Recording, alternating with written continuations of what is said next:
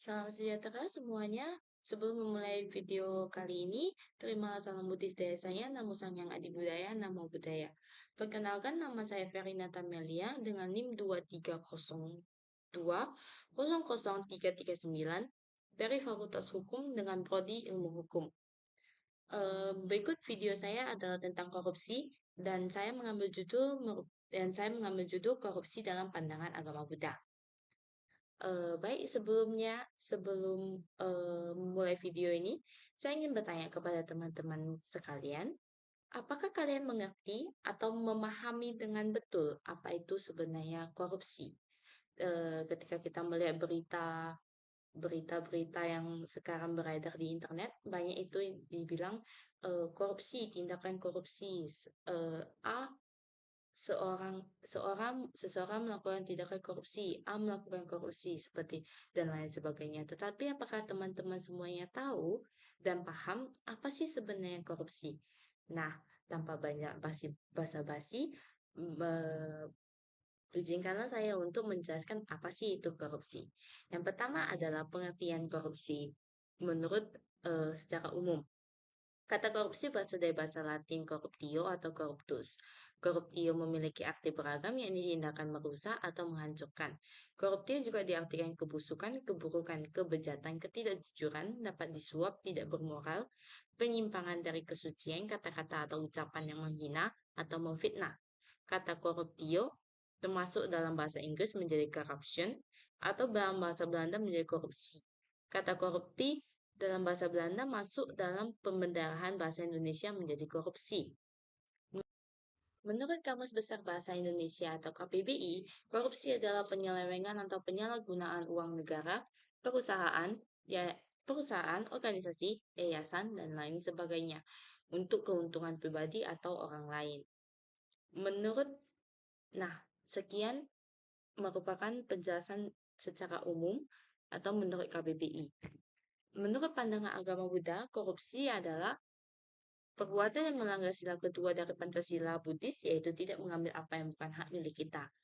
Korupsi dapat diartikan sebagai penyalahgunaan kekuasaan atau kewenangan untuk kepentingan pribadi atau kelompok.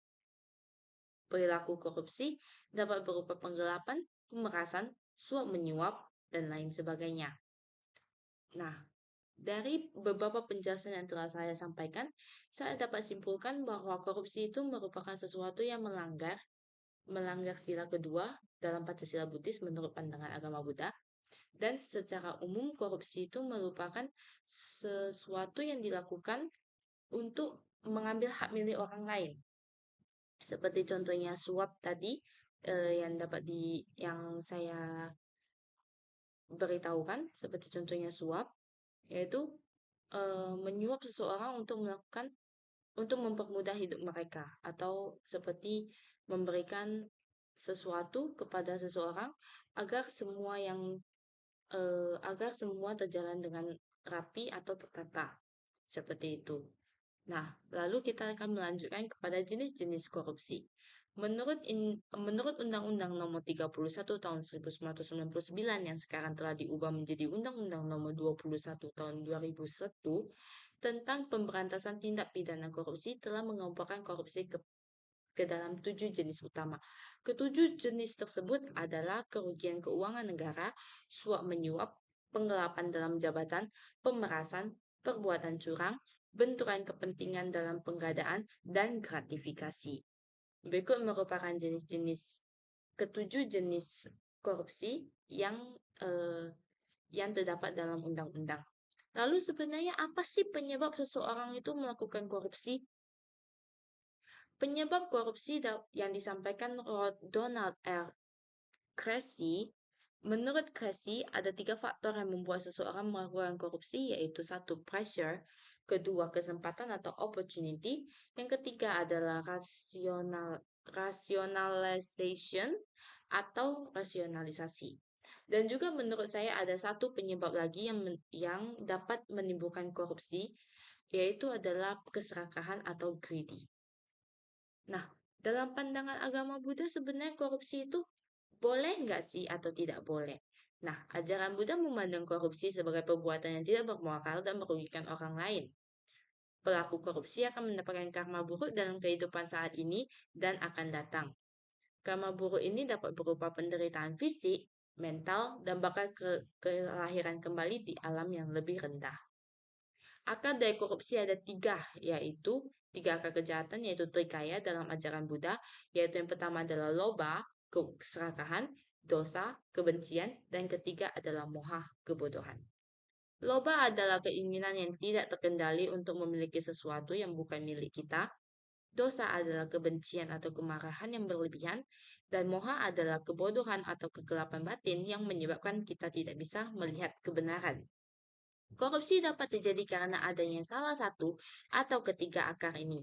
Misalnya, seseorang korupsi karena dia memiliki keinginan yang tidak terkendali untuk memiliki kekayaan, atau seseorang korupsi karena ia memiliki kebencian terhadap seseorang atau kelompok tertentu, ataupun seseorang korupsi karena ia tidak bisa melihat kebenaran bahwa korupsi adalah sesuatu hal yang salah atau perbuatan yang salah.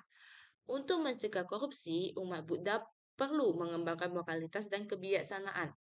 Moralitas dapat dikembangkan dengan menjalankan sila-sila Buddhis, kebijaksanaan dapat dikembangkan dengan mempelajari ajaran Buddha dan mempraktikannya di kehidupan sehari-hari. Berikut adalah beberapa hal yang bisa dilakukan umat Buddha untuk mencegah adanya korupsi. Satu, meningkatkan kesadaran tentang bahayanya korupsi. Yang kedua, mengembangkan moralitas dan kebijaksanaan. Yang ketiga, menghindari perilaku yang dapat mengarah kepada korupsi, seperti keserakahan, kebencian, dan kebodohan batin. Yang keempat adalah berpartisipasi dalam kegiatan anti korupsi. Dengan mengembangkan moralitas dan kebijaksanaan, umat Buddha dapat berperan dalam menciptakan masyarakat yang bebas dari korupsi. Nah, sekian dan juga beberapa penjelasan tentang korupsi menurut pandangan agama Buddha yang dapat saya simpulkan dari awal sampai akhir ini mengenai korupsi adalah menurut pandangan agama Buddha, korupsi itu sangat dilanggar karena melanggar sila kedua dalam Pancasila Buddhis, dan juga eh, untuk dan salah satu faktor dalam agama Buddha terjadinya korupsi adalah dari tiga akar kejahatan atau trikaya, yaitu loba, dosa, dan moha. Dengan cara kita melenyapkan ketiga akar kejahatan tersebut, maka kita bisa terbebas dari melakukan tindakan korupsi. Baik, sekian dari saya. Untuk mengakhirinya, terimalah salam Buddhis dari saya. Namo Sangya Adi Budaya, Namo Buddhaya. Terima kasih.